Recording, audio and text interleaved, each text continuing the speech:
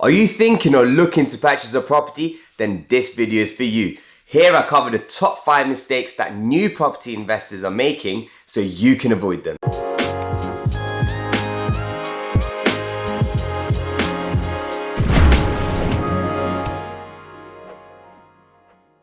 One thing that a lot of people might not understand is that, social media, YouTube, Instagram, Facebook, people that are posting on here, including like everyone I know in general, post the better stuff, the good stuff. Not a lot of people go through the mistakes and what sort of issues they've had. Even me on the project I'm currently doing, I completely missed an issue with the foundation, and that's setting me back a bit. So, stuff like this is very important because you're missold through social media that, property is a breeze. But loads of things can go wrong. So it's good to keep an eye out for these things. Let's dive straight in. First mistake I see is people rushing into their first property.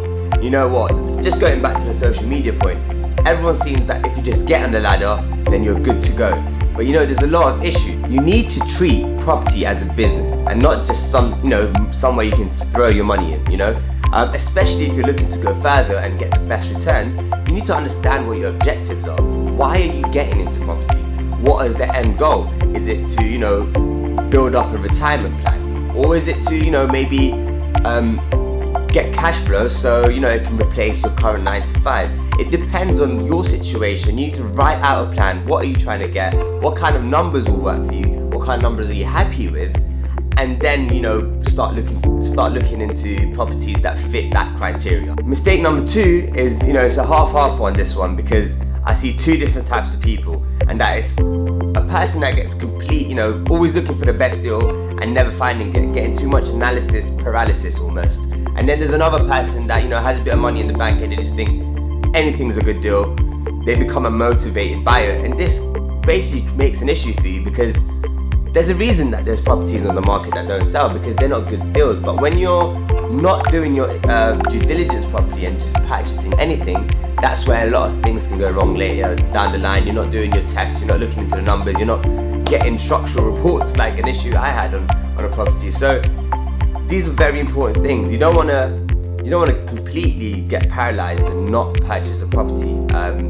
You could come across a really good deal and just think, I need to find something better, and then you're not gonna get a deal that's that good for the next 6 months, and then you realize and you'll be kicking yourself. Then on the other side, you're buying loads of deals, or you bought 1-2 deals where it's been a good deal, so you're getting money in. And then you just get too complacent and you think buying properties is quite easy, but then you get burnt because you haven't done your due diligence properly. There's an issue with the property, or you need to spend a lot more money, and then you just basically spend 500,000 on a property that really should only be worth 400. So keep that in mind. Mistake number 3 is letting your emotions run the deal.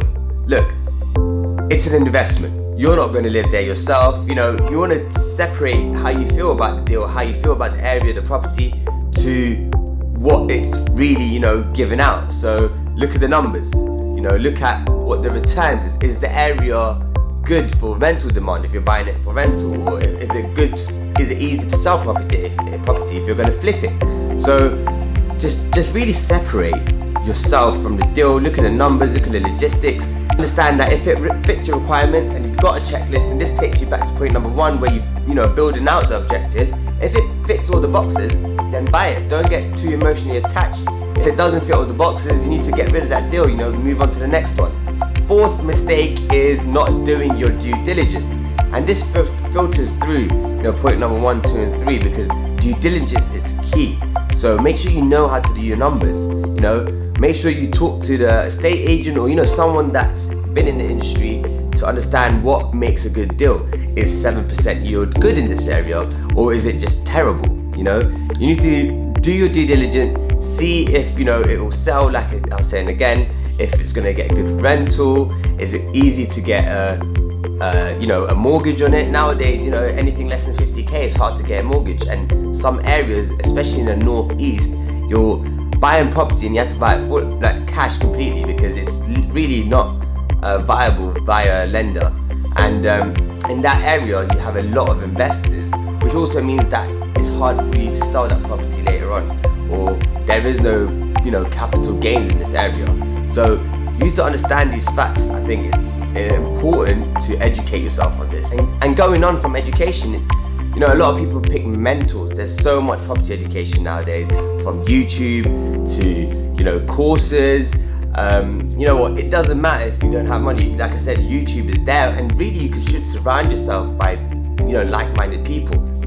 People that you meet and are in the same space. You know, you can share, go to networking events, you know, when everything opens up, you can share your problems or your issue that you came across, or someone else might share something that they've overcome, and it would have been something that you were almost walking into. So think about that education is key. Surround yourself with people in your industry. You know, if you're the only one in property in your friend circle, then you're not really growing, or it doesn't have to be a friend circle anywhere. Just surround yourself in business or whatever, because as a solo entrepreneur, a lot of times you're kind of stuck to yourself and you do your own thing, but you should get out and meet a lot of people in the industry where you can learn, you know, synergize. I think that's key. Fifth and final mistake is, you know, with the Section 24 stuff going on at the moment, I think it's important to have a tax advisor. Don't try to do everything yourself. And there's so many solopreneurs that try to do it try to do their accounts, you know, anything from social media, all themselves. Using a good tax advisor, a good accountant, come key in saving you a lot of money come year end, and, you know, finding you the best way to set up your properties and your company. And that's why, going back to point number one, it's a business. Treat it like a business and really build it up from the ground up as a business, using multiple people that are, you know, part of the power team, from solicitors to accountants again. And I think a lot of people don't use brokers, and I made a video about this before. Brokers are key. Look, I'll put a link to that video on mortgage brokers here. Brokers are also key because they can help you find the best rates and for your situation. But find out more in that video. I hope you enjoyed that video, took some value from it. Please give us a like, comment, and subscribe if you did like it. And that video on the mortgage broker, I'll put it here somewhere, or the card, and you should watch that. It's key.